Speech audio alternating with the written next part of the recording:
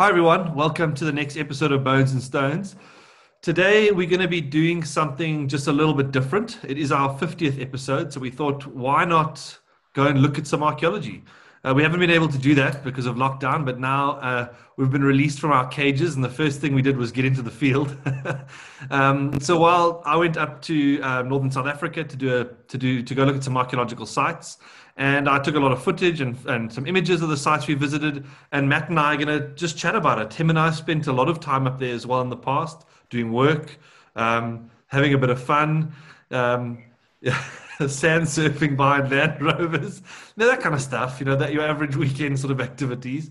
So we thought we'd just talk a bit about some of the stuff up there, some of the sites we went to, and the landscape in general. It's a pretty remarkable place. There's a lot of things to see, a lot of archaeology, a lot of wildlife. So we thought it would be a nice way to kind of get out of our lockdown mode and start to see some of the archaeology again after all these months. Hey, Matt, what do you think? No, exactly, and hopefully take you as the viewer out of your a bit, make you feel like you're away from your computer screen a little bit, and then kind of immerse you in this amazing archaeological landscape, because it really is such a special area. So it was great that Tim took some footage and stuff when he was up in the field. So we thought it'd be a great way to just share it with you guys and have a chat, about the significance of the overall landscape. Yeah, so I think sit back, relax, and enjoy the trip.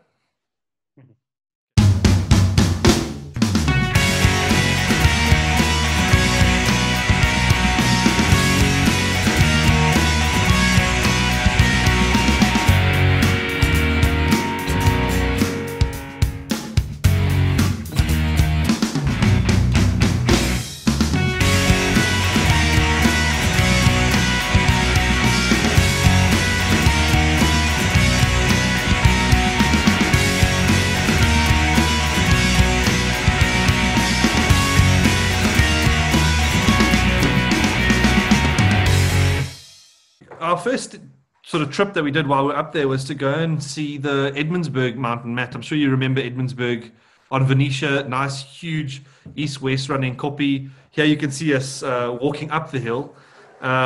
It's not a difficult, I think you remember, we used to go up there every now and then. It's not a very difficult hill to walk up. It's fairly easy, and you arrive in the saddle, which is what you can see here. And this is really the archaeological site, Baobab. It's an Iron Age site that was occupied from at least 8900. And this was excavated by John Calabresi for his PhD in 2005 and published as a book in 2007. So where we're walking through the sort of middle of the site now, and we're approaching a large midden, which is on the southern edge of the site. And it's to the left of this. If you're watching the video, it looks down onto the valley towards the Kalopi River, which runs through this region. Sorry, not the Kalopi, the Satonki River. And now I've turned and kind of looking back across the site. You can see the large hill at the top there. And this is now a panoramic image across this really nice archaeological site. What makes this site quite special is that there's quite a lot of grain bin foundations at the site, but also what's really interesting, there's burnt grain bin foundations. So just after about 1080, there was a series of droughts. And during this period, occupants at the site burnt their grain bins as part of a ritual associated with controlling the rain, burnt their grain bins down and covered them with dugger, and then established new grain bins. And what's quite cool is how we can see that is normally with your grain bins, which are made from dugger packed against a wooden frame, that dugger doesn't last very long. You can imagine it's mud and other things mixed into it. So we don't get to see that. But because it was burnt down, it bakes. And that preserves really well. So you have these lovely dugger bricks on the floor. But then on top of that, a layer of dugger has been smeared. So some of them are loose. And when you pick those up, you can see on both sides it's smooth. Whereas the grain bin dugger on the one side has the impression from the pole, which is actually, it's a square pole, which there's not a lot of square trees around. But there is one in that area called Gruvia flavescens. So it's quite cool actually that you can actually attach it. You can see what species they were using to make these grain bin foundations. So this site's like a little bit of an anomaly because it's a Zizo period site initially, which was occupied then into the K2 or Leopard's Kopje period, but it's set away from the Limpopo floodplain, which is the original idea is that Zizo people are in this area to exploit the elephant population. However, this is set away along the Satonki River near some agricultural fields or potential agricultural fields. So this seems to be more of an agriculturally orientated site, coupled with the amount of grain bins and the foundations you can find on the ground there. There certainly is a lot of agriculture going on in this place, which is quite cool. Matt, I'm sure you remember our trips going up there when we went up a few times with John Power and some friends, and it's a really beautiful place to go and stand atop. Yeah, I was actually just going to backtrack a little bit and maybe just paint the scene a little bit more, maybe for the viewers. So thanks, obviously, for those visuals. Kind of gives us a good sense of the overall landscape and stuff. But just to backtrack a little bit, so this whole area is characterized by a Clarence Formation, early Jurassic sandstone. And what we actually have is it's generally quite a flat landscape. And then every now and then you have these kind of massive sandstone, well, sorry, not all of them are massive actually, but you have these sandstone exposures. So the bedrock is exposed, and very often it's exposed as koppies, or what we call sandstone koppies, high rises of the sandstone.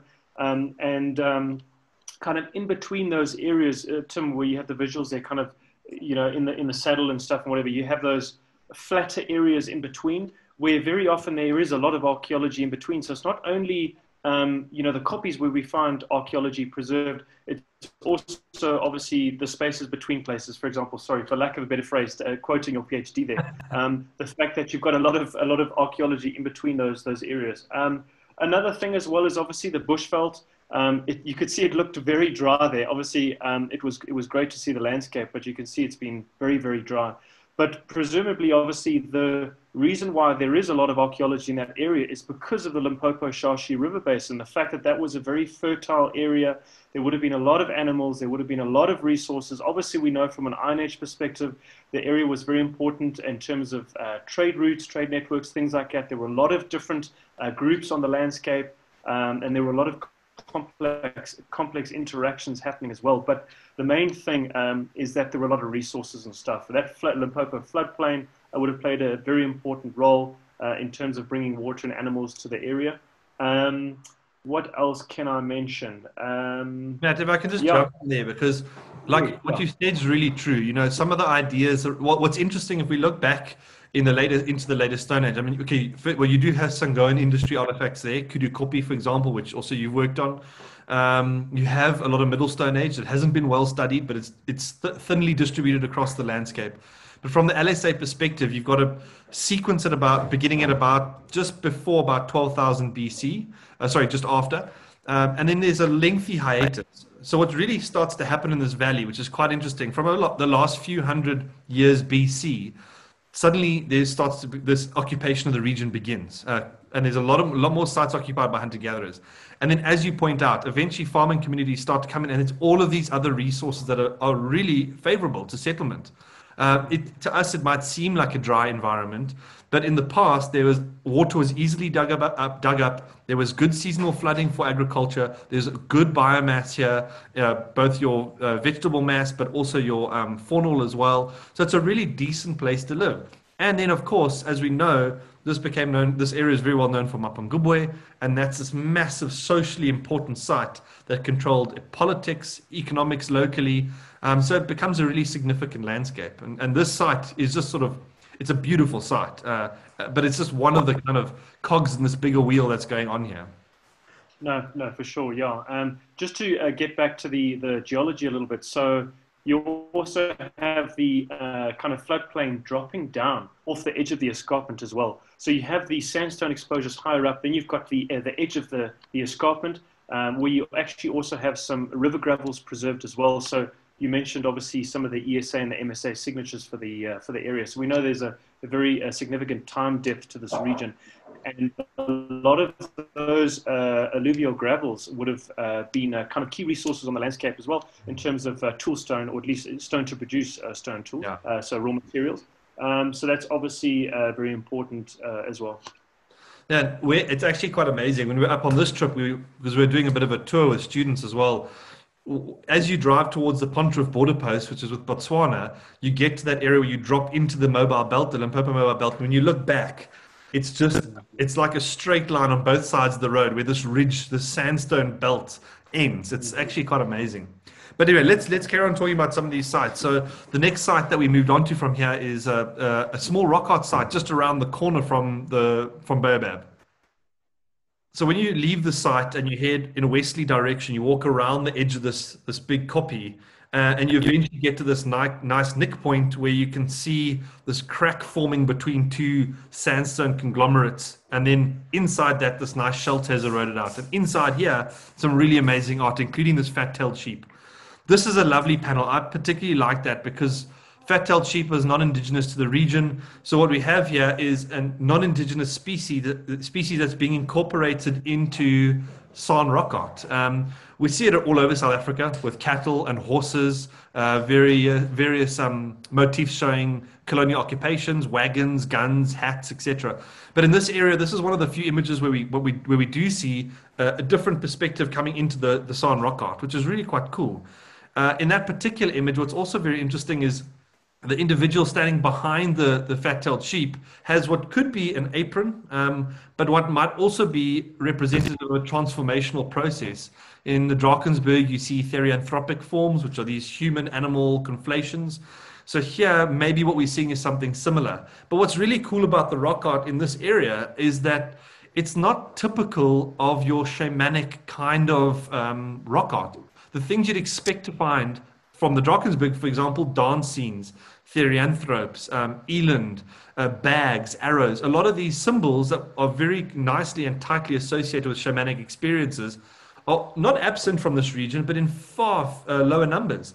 What dominates here is animals. This particular shelter is one of the few where there's a number of shamanic images. There's a shaman with long hair, another one holding an arrow and a bundle of bows in the hand. There's elongation in the human forms. But in most of these sites, it's impala, kudu, the most dominant painting, giraffe, elephant, hippo, rhino, lion or feline. So it's really quite different. And that's what makes the art of this landscape a really cool thing to study too. Yeah, sorry, I was just saying there that, yeah, the rock art really talks to the kind of biodiversity of the region. Later in the video, there's also locusts and things. I mean, it's really, it's quite incredible. But just to backtrack a little bit, again, with the walking around the landscape and stuff, obviously, this is a very wild place. It's one thing that I realized going up to Limpopo and doing work in the Mapungubwe National Park and elsewhere in that region is you really are immersed in an incredibly wild landscape. I mean, there are animals around every corner. Obviously, you have to be very careful. I see you guys had a guide with you, with obviously the necessary protection. But when you walk into shelters like that, you have to be very careful because often there's leopard hanging around these kopjes and stuff as well, especially in the heat of the day, middle of the day, just seeking out shade and stuff. So one has to be careful.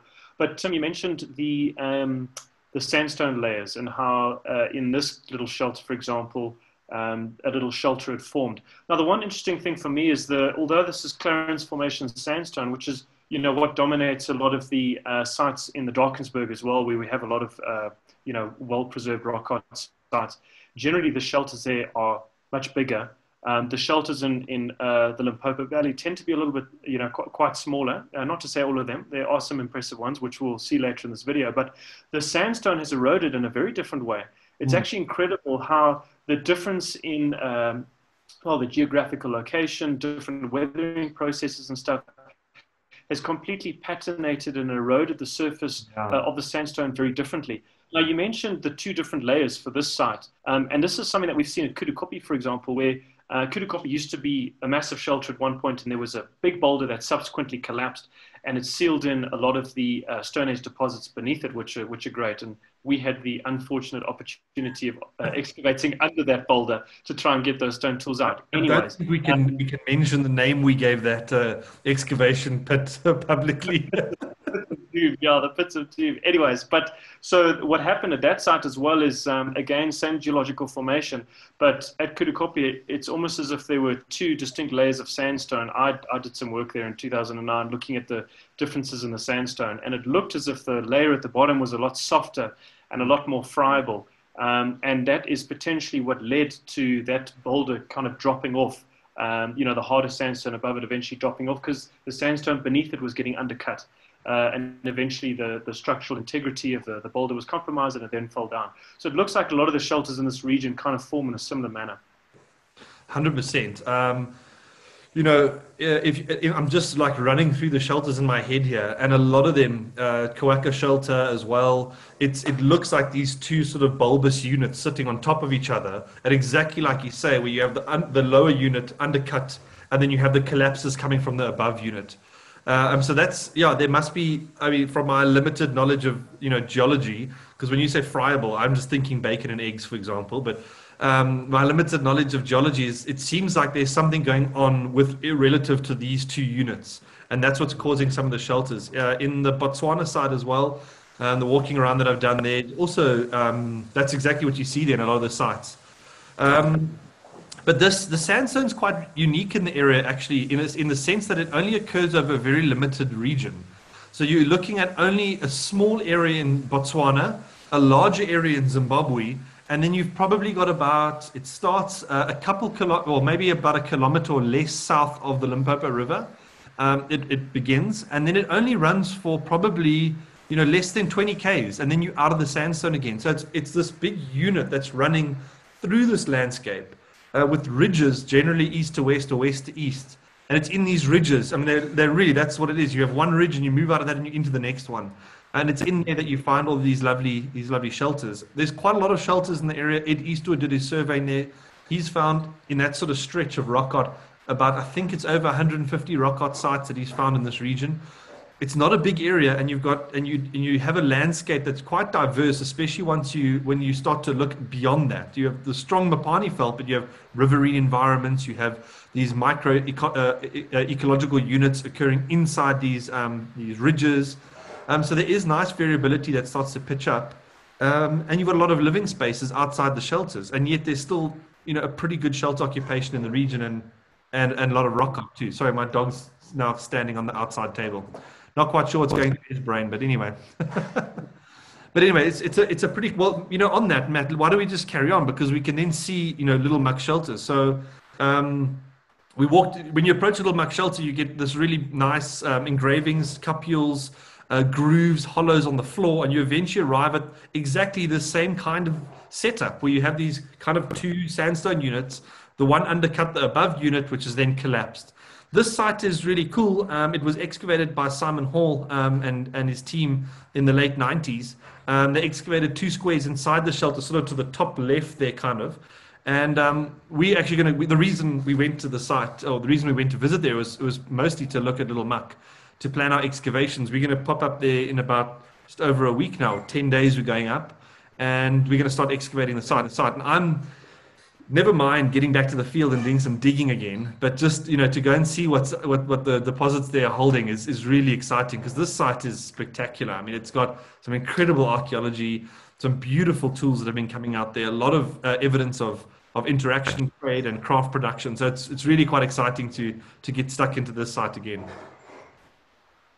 And then if we just carry on, we visited Little Muck, and then we went on to Belluno, which is part of the national park, and we went to go visit some of Bronwyn van Doornim's sites. Now, this site that we're approaching is the back end of Belluno Main.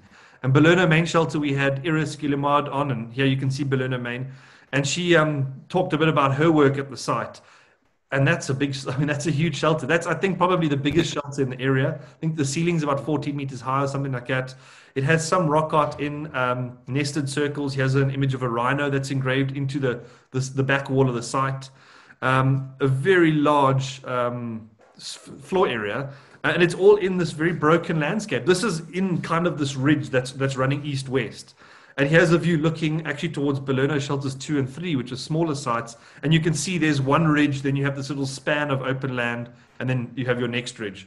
And this is Belluno Shelter 3, which is actually impressively large as well. I mean, that's quite a big site. I was quite taken aback when I saw the size of that. Yeah, it's also interesting just having poked around some of the other shelters. Obviously, we spent a lot of time surveying in the area as well. And, you come across these shelters here and there. Like you say, Belluno, for example, is a massive shelter. But often on the landscape, you have these very small little overhangs. And then, around them you have petroglyphs. You have the, I don't know if I've got the name correct, but the rubber boards, the game boards that are picked into the sandstone, that'll be on boulders kind of beneath this little overhang. And then you'll find shards of pottery, you'll find beads. So it's incredible how you have these clearly important areas on the landscape, such as Belluno or Little Muck, for example. You've got archaeological deposits, but then you've got these small little ephemeral overhangs. And it reminds me of some of the rock art sites in the Berg as well. Having done some surveying there, you have these larger shelters where there'll be incredible panels just filled with rock art. But then, in the middle of a valley, kind of walking down, you'll find one massive boulder. And then, you can kind of get underneath it. Just one person fits in there, and then there'll be some rock art underneath there as well. So there's quite a lot of variation in terms of the spaces that were being occupied and used for various activities. Yeah, exactly. And I think I think a lot of it's difficult to really pick up on if we start to try and understand what these spaces actually were. Because a lot of the sequence in this region dates to just before the arrival of farmers, and then much of it during that contact period, that kind of makes it hard to really figure out what's going on. Because, socially, there's so much. You have different communities interacting, sharing space, sharing ritually and symbolically important areas as well. Then you have this whole economy that's developing. You have the development of complex society. This is it's a massive, microcosm of social change, social development. It's not a simple thing. It's not these three different people, hunter-gatherers, herders, and farmers in the landscape doing their own thing. It's constant interaction, regular contact, changing and affecting people and affecting the way people use this landscape. So those sites you talk about, it makes me think of one near Little Muck, actually. It's a boulder that's collapsed off of a large ridge that protrudes sort of southwards out of the normal east-west ridge. This boulder's tumbled down the side, and it's created a space that you could probably comfortably put 4 or 5 people in, just sitting on the floor, let's say, maybe even, lying down. It's not a big space. And you go in there and there's LSA artifacts all over the place. And there's paintings under this rock where you probably had to sit down at the very least in order to paint. And it's an unusual kind of place. And you'll like it as well, Matt, because there's a tree that's collapsed just outside the shelter, and in the root, it's pulled up all these artifacts. So you get this lovely sort of sequence in the roots of the tree. It's really quite cool. I doubt the tree's there anymore, but so exactly, you have this great variety of sites that are being occupied, and it's just for this limited period, I think, for the most part. Look, we obviously haven't excavated all of them, but of the sites that have been excavated, they all have a decent sequence between about 300 BC roughly and 1300 AD. So it's during a fairly limited period of time. There's a lot of sites being occupied in a lot of places and in a great variety of contexts, and then it kind of just disappears. It's gone again. It's like a blip in a way. It's pretty cool actually. But it doesn't make our lives much easier. No, for sure. And I know obviously, my knowledge of this is somewhat limited. So Tim, you're going to have to correct me if I'm wrong here, but I know that, or at least my understanding is that climate played a big role in terms of the occupations with the areas as well. So there were periods when the Limpopo Basin would have been a lot more fertile. There were periods when it would have been a lot more drier as well, and obviously less conducive then to agriculture and stuff like that. So presumably that would have affected the occupation and intensity of the region as well. Yeah, there is a bit of debate around that, or discussion maybe is a better word, because that was some of the early ideas that when you have the little ice age kicking in around 1300 AD, that the Mapungubwe was abandoned along with the region for about 150 years, and then you get icon ceramics pitching up. But Janet Smith's PhD in 2007, she studied local sites and looked at nitrogen isotopes. I think it was from faunal remains excavated from the Iron Age sites. I forget the exact details, but she was able to show that the Little Ice Age, for example, didn't have a local influence at around 1300 AD. It only came much later. So there is some interesting, there's a strange dynamic in terms of the peopling of the landscape and then the environment of the landscape. Because yes, there was environmental change that would have impacted the way people lived, but it actually in some situations doesn't seem to have changed too much that continued to live in these areas. It's also very possible that, by that kind of period in time, people had developed their own coping mechanisms. They would have split their livestock, so some of their cattle would have been in other areas. They would have been utilizing both sandy and clayey soils to account for periods of high rainfall, low rainfall. In that area, your rainfall variability, I think it goes from about 150 mils all the way up to over 500 mils per annum. So there's huge variability in your rainfall. So it's quite a difficult landscape to some extent to survive in.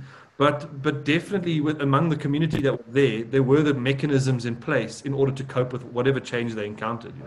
It would be interesting to start to explore, to push back in time and kind of look at when hunter-gatherers started to move into this region, what was going on, because that's something that's still a bit of an anomaly.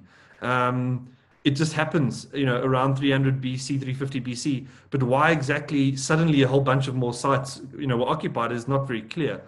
It could be a range of things. It could even be as simple as people were living out in the open, and then for some other reason they shifted their settlement patterns to prefer rock shelters at some stage. So maybe they were always there. It's just that we've only been digging rock shelters primarily, and that's why we can't see them out in the open. But anyway, the climate's an interesting one. Some of Tom's ideas around Mapungubwe was that there was also an earthquake that was perceived as a bad omen that even caused damage at the site and which resulted in it being abandoned. But more recently, there's been some work on Chinese imports that were recovered from Mapungubwe, from the site of Mapungubwe, that slightly post-date 1300 AD, which seems to indicate that if these artifacts were there, the area couldn't have been entirely abandoned. And so some scholars like Prince Lua and so on have now been saying that rather Mapungubwe's authority kind of declined, or its prevalence declined. So it still continued to be a settlement, but its importance in the local landscape diminished somewhat. And that was at the time when Great Zimbabwe arose. So there's this cool dynamic going on that there's still a lot to be learned of this region now. So the other reason that we visited this area was to go look at a site called Koika Shelter, which is on the farm Machete. Here you can see us walking through the bushveld there. This is a privately owned farm. And this actually, I must admit, is probably my favorite rock art site in the country. Not because of how spectacular the art is necessarily. I mean, it is amazing art, but it has an incredible diversity of images. I think it has 16 different animal species in the shelter, over 200 images. It's in this beautiful landscape. As you can see, obviously very dry at the moment, but you're in amongst these koppies. It's really spectacular. This is a site that Ed Eastwood had done a lot of work at, looking at the images in the site. And what's particularly interesting here, and what Koika refers to, is the locust imagery in the site. The locust image, I mean, here you can see the diversity of images. It's giraffe, kudu, aprons, zebras, the locust. There's felines, possibly lions. There's hyena. There's either mongooses or wild dogs. There's wildebeest. It's an incredible list. But these locusts are really quite special. Here you can see one now. They are incredibly unique. Of all the sites that Ed identified in the area, and to my knowledge, all the sites that have been identified since then, not many compared to how many he identified, there's been no other clear insect imagery in any of these shelters. So it's a pretty special place. So here you have this insect imagery coupled with this incredible diversity of animal species, which he constantly referred to as a menagerie. You have also formlings, which Siako Mguni has spoken about in Zimbabwe, formlings being associated with termite mounds, so incredible resources of supernatural power. And you also have a tree depicted in the site, which is very unusual. So this site, it stands out in the landscape as having this great diversity, great number of images. So there's something probably very significant about this place, which is why it was, more than likely visited multiple times and painted at on several occasions. So it's a really incredible place. When we were there now, we crawled around the back end of it as well and found some more art on the other side. So it's a really spectacular site, and it shows this, like you were saying earlier, this great diversity of animal species that you get in this region. There's nothing like it in the area. It's just brilliant. I was going to say, it's just, kind of looking at the site now and what's been depicted there. It's strange that there aren't insects depicted in more, the other shelters. Because the one thing I do remember, I mean, the first time, we went up to Limpopo together. When was that? 2007, I think it was. Yeah. I couldn't believe how wild the landscape was, and yes, from an animal point of view, but I mean, to have, millipedes the length of your foot walking around, to be chased constantly by what are the Red Romans, Yeah, what are they called again? Solifuge, sorry, yeah, the solifuges, to be, watching your shoes, because when you put your shoes on the floor, there's the Parabuthidae scorpions that can come in and climb into your shoes and stuff. It's just interesting, because there are so many insects in that landscape, massive beetles and stuff, whatever. And they chose to paint locusts. Are you aware of any other insects that have been depicted in that region? No, not in that area. In the Waterberg, I think, if I can't remember exactly, but years ago when I was looking at Ed's unpublished finds, I think in the Waterberg he may have spotted some insect like therianthropes. And in other areas, like, we had Gilrain Lau on the show not so long ago. In her study area, there's insects in the Windhoek region. It's much, it's a feature of that landscape. I don't think they're very common there, but so it's insects in general. There's not a lot of them, but in this landscape, other than these locusts, as far as we know, they're absolutely absent. When there's storks, and beautiful images of storks in some of the areas. There's a kingfisher with all the colors, and the kingfisher is diving into the water as well. So there's these incredible animal-like scenes, and like you say, insects are a dominant part of that landscape. I mean, if you have these Mapani bees there, which are these little stingless black bees that get into your eyes, your ears, your nostrils, everywhere. And they go, also known as sweat bees, they go into your arms, and they produce something called Mapani bread on the underside of Mapani leaves. And it's actually a highly nutritious food source, So then you have locusts in the region. You have Mapani worms that come out. Also, I think it's Aprilish or something. I think it's at the end of summer they come out. So you have a lot of insects in the area that are potentially providing you with a lot of resources, a lot of foodstuffs during certain times of the year, and that's probably a really important coping mechanism if you're living on that landscape. And yet, and some of them have very high fat contents as well, which is one of the features in rock art, the eland's dewlap being a significant part of the animal because of that fat content in there. Some of these creatures have very high fat content, but they're not featuring in the rock art at all, So it's quite cool. The locust does feature in San mythology. Ogden can take the form of a locust. It's spoken in some myths as a locust. So that's potentially why, but you'd still think if you're going to paint it once, you'd sort of imagine you'd paint it again, maybe, somewhere, but that doesn't seem to be the case. So it's weird, yeah. No, it is awesome. It really is incredible, and I think the rock art really does talk to the the kind of biodiversity in the area and stuff. And I mean, this entire region was just so incredibly complex from an archaeological perspective. Multiple groups moving across the landscape. Presumably, that point where you have the interactions, between the herder-hunter gatherers as well, that would have been an important, kind of juncture in time.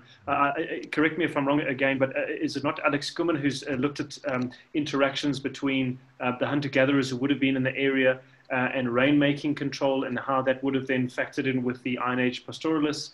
And there was presumably some interaction between them in that regard. Yeah, she has, because she was excavating rain control sites. Some people call them rainmaking sites.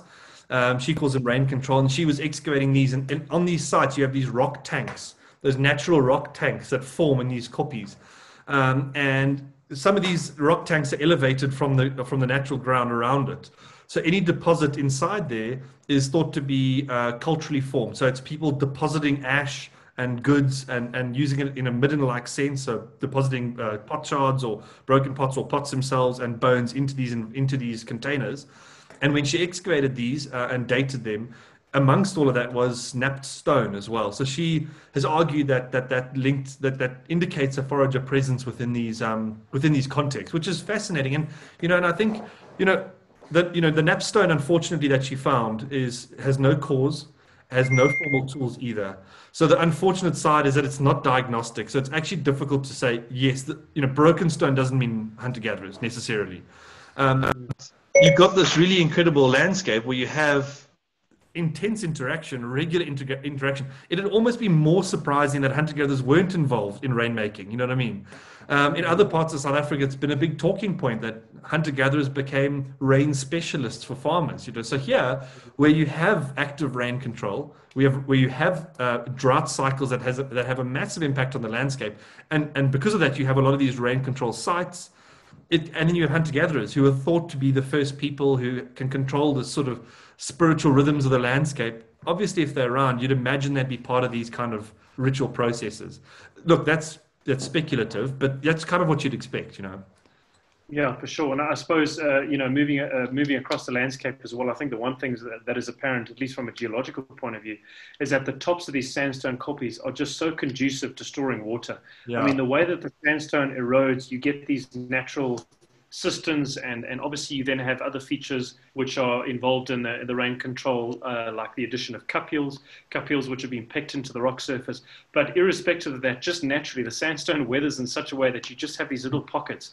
And presumably, the occupants of the area would have known, after a heavy thunder shower, for example, or even in some cases where you have the groundwater seeping out from some of these larger exposures, and you have this water that's collected in some of these areas. Those would have been important resource points on the landscape to access water, obviously, and then for obviously other more culturally significant purposes, such as the rain control. Yeah, when I was living up there, and there was on one occasion we'd had like 3 days of solid rain, and it caused havoc on that landscape because you have these sandy soils that are now the water's just flushing through them basically. Then you have anywhere near to a floodplain this clay soil which just bogs any vehicle down, and John Power once had to leave his car for 4 days on the side of the road there because we couldn't get it out. But I went walking in one of these koppies after 3 days of raining in my cozy actually, swimming in all of these rock pools because they are everywhere. And then I was very intrigued to see how long it would store water. And it stored water for weeks in some areas. But on top of that, it also attracts animals, birds, insects. It becomes this incredible resource. And that's so you can almost imagine why these kinds of places with these rock tanks, why cupules being carved into the rock has some kind of spiritual importance on a landscape that struggles with rain, on a regular basis. So, those koppie tops are pretty incredible places, that's for sure. And a lot of them, there's archaeology up there. Yeah, I think also the potential spatial aspect that it offers as well, in the sense that obviously they would have known that there was a lot of water available within the Limpopo River basin itself, adjacent to the river, but then to be up away, up along the edge of the escarpment and on top, in and around these koppies and stuff, it would have, these koppies would have created resource-rich areas where they could then tap into these resources instead of having to move all the way down back towards the floodplains and towards the actual river, which presumably from a safety point of view would have been an issue as well. I remember Tom Huffman talking about the tall elephant grass and the fact that elephants would have been moving through that Limpopo basin in massive numbers.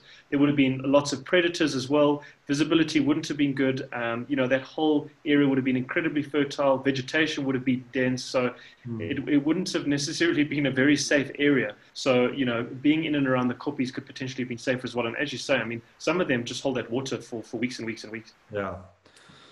Cool. So when are we going? Yeah. Well, you going? Yeah. No, but it really, it's such a special place. And the archaeology there is amazing. I think we can, people have been working there from an archaeological point of view since the 30s when they started excavating Mapungubwe. Unfortunately, the excavations of Mapungubwe have been so thorough. I mean, pretty much, everything on top there has been moved somewhere by an archaeologist almost. But they, from the 30s, people have been working there. The primary focus has been Iron Age. But as you know, Kathy and her students were looking at Middle Stone Age and earlier Stone Age deposits. Joel, obviously, looking at the geoarchaeology of that plateau area as you approach the Mapungubwe National Park. And then, of course, there's this later Stone Age, maybe Herder, we don't know yet, maybe Herder, an Iron Age sequence, which is quite fascinating. So it's a really special place in terms of the archaeology and just the landscape alone. Even if you don't enjoy archaeology, just to get up there and see that place, it's a pretty beautiful region, super interesting, incredible wildlife, some pretty interesting characters up there as well. as we know. In the local pubs, yeah. But I suppose for anybody who's been sitting in lockdown, sitting at home for the last couple of months, definitely recommend if you want to get outdoors and have a true bush experience. It's definitely Yeah. a landscape that you want to go visit, and obviously from an archaeological point of view, it's incredibly interesting. Yeah. And I think just lastly, on that, getting out of the lockdown, getting up to Mapungubwe National Park and giving the national park some support as well. I know they would probably absolutely love it. The camps there are spectacular. The wildlife, the views, the vistas, the rivers, the animals. It's just a special place. Yeah. But anyway, let's. I think that's been a quick sort of brief tour through there. It was hopefully quite interesting. There's we'll hopefully be up there together soon again and go do some sand surfing maybe. But otherwise, thanks for joining us, everyone. And yeah, we have some more interviews coming out soon, and we hope you enjoy them. Great. Well, thanks very much, Tim. Thanks for taking us through the Limpopo Basin. It was incredibly interesting.